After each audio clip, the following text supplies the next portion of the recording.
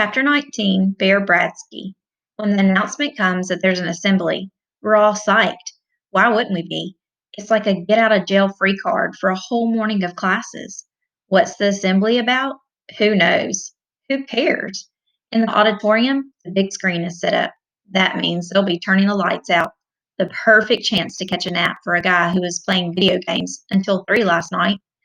Aaron is way ahead of me. He drapes himself into his seat, his legs dangling over the back of the chair in front of him, his arms spread out wide.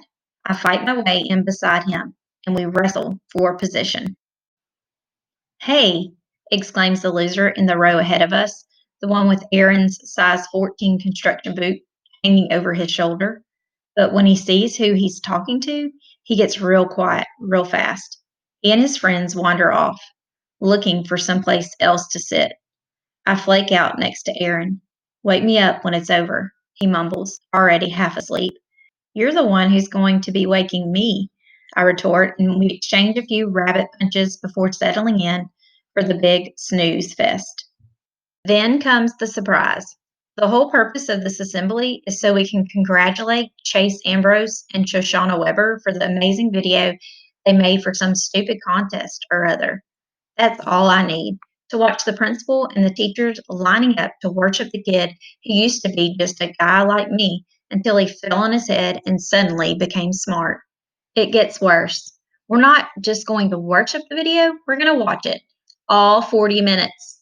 Well, forget sleeping now. I'm so ticked off.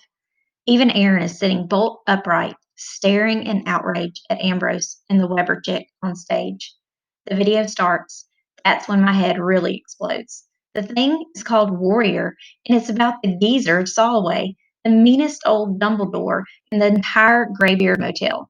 No wonder the two of them spent so much time with the guy. Beside me, I can practically see steam coming out of Aaron's ears. It's not enough for him to make us look like jerks by doing community service when he doesn't have to, he seethes. No, he has to make a documentary about the place so he can brag to the whole world. And with Shoshana Weber, from the same family that got us put on community service in the first place. And I thought that guy was my friend. But Solway, I demand, what's up with that? Yeah, he agrees. A whole museum full of ancient fossils, and they have to pick the nasty old crab who complains to the nurse if his cookie is off center on the plate. That's not what I mean, and you know it, I hiss. Why him, huh? Not just any old Dumbledore, Solway. No way that's a coincidence. Chase doesn't know anything about that, Aaron reminds me. He's got amnesia. If he's got amnesia, I put it darkly, sounds a little convenient to me. Well, he's got amnesia enough to forget that he's our boy, Aaron says bitterly. I nod. He used to play football. Now he doesn't. He says he's coming back, but I think he's just stringing us along. He's partnered up with a Weber, and he's even getting buddy-buddy with Joel Weber. He's making it impossible to get along with him.